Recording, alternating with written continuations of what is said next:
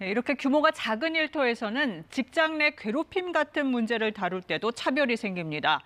상사의 폭언이나 부당한 업무 지시에 고통받아도 5인 미만 사업장에서는 해결할 도리가 없습니다.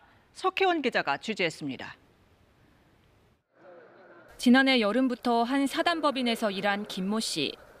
입사 3개월이 지나자 상사는 자신이 운영하는 개인 사업체의 업무를 떠맡겼습니다.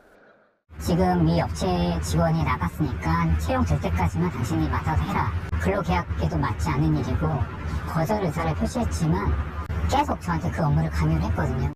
부당한 업무는 할 수 없다고 김 씨가 항의하자 기존 업무에서 배제하더니 이후 문제가 생기자 폭언까지 쏟아냈습니다. 입 다물어라. 입 다물어. 부당한 업무 지시와 업무 배제, 폭언은 모두 직장 내 괴롭힘에 해당합니다. 참다 못한 김 씨가 고용청에 신고해봤지만 해결할 수 있는 게 없었습니다. 10월부터 한 명이 나가버렸기 때문에 그 이후에 욕설을 한 부분에 대해서는 5인 미만이라서 조사 대상이 아니다. 그렇게 감독관 얘기를 했습니다.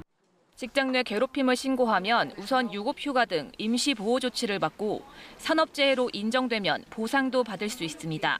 하지만 모두 5인 미만 사업장엔 해당되지 않는 얘기입니다. 직장인 상담센터에는 작은 회사에서 당한 피해도 구제받을 수 있는지 문의가 이어지는데 접수된 사례를 보면 직장 내 괴롭힘이 절반 가까이를 차지합니다. 이건 인원의 문제가 아니라 한국 사회 일터에서 어느 곳에서도 직장 내 괴롭힘, 폭언 이런 것들은 발생해서는 안 된다. 그것은 금지돼야 한다는 측면에서 저는 시급한 개정이 필요하다고 생각합니다. 특히 성희롱의 경우에는 규모와 관계없이 모든 일터에서 신고가 가능해 직장 내 괴롭힘을 제외한 건 법 체계상 모순이라는 지적도 나옵니다. KBS 뉴스 석혜원입니다. 네, 석혜원 기자와 이 문제 좀 더 자세히 짚어보겠습니다. 석 기자, 이 소규모 업체에서 일하는 분들 앞서 여럿 만나봤습니다. 이런 식의 차별에 문제를 제기했을 법한데 어떻습니까? 네, 작은 회사에서 일을 한다고 법의 보호를 받지 못하는 건 평등 원칙에 어긋나는 거 아니냐 해서 1990년대에 위헌 소송이 제기됐습니다. 네. 결론부터 말씀드리면 헌재는 그래도 된다, 즉 합헌 결정을 했습니다.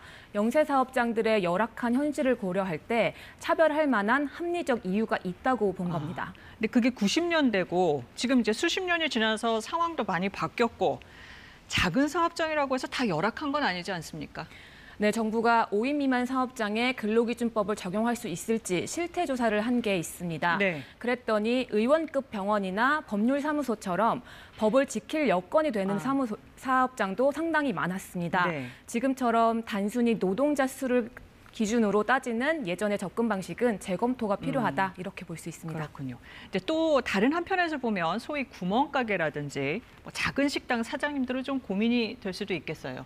네, 정부가 5인 미만 사업주들에게 물어봤습니다. 근로기준법을 적용하면 무엇이 가장 부담스러운지 물었더니 네. 가장 부담스럽다는 조항으로 유급 연차 휴가 그리고 초과 근로에 대한 가산수당을 꼽았습니다. 네. 반대로 근로시간을 지키는 것은 큰 무리가 없다고 봤습니다. 여러 문제 중에서 직장 내 괴롭힘처럼 근로자 보호를 위해서 꼭 필요하고 또 사업주의 경제적 부담이 크지 않은 조항부터 먼저 적용하는 방법도 검토할 수 있겠습니다. 네. 이렇게 정부도 설문조사를 했으면 개선안을 내놓을 것 아닙니까? 얼마나 진척이 됐죠? 고용노동부가 올해 업무 계획으로 근로기준법의 사각지대를 해소하겠다 이렇게 밝혔습니다. 현재 대통령 직속의 경사노위에서도 논의 중인데 상반기까지 안을 마련할 계획입니다. 네. 결국 영세 사업장의 부담과 반발을 얼만큼 낮출 수 있느냐가 관건일 것 같습니다. 네, 석혜원 기자 잘 들었습니다.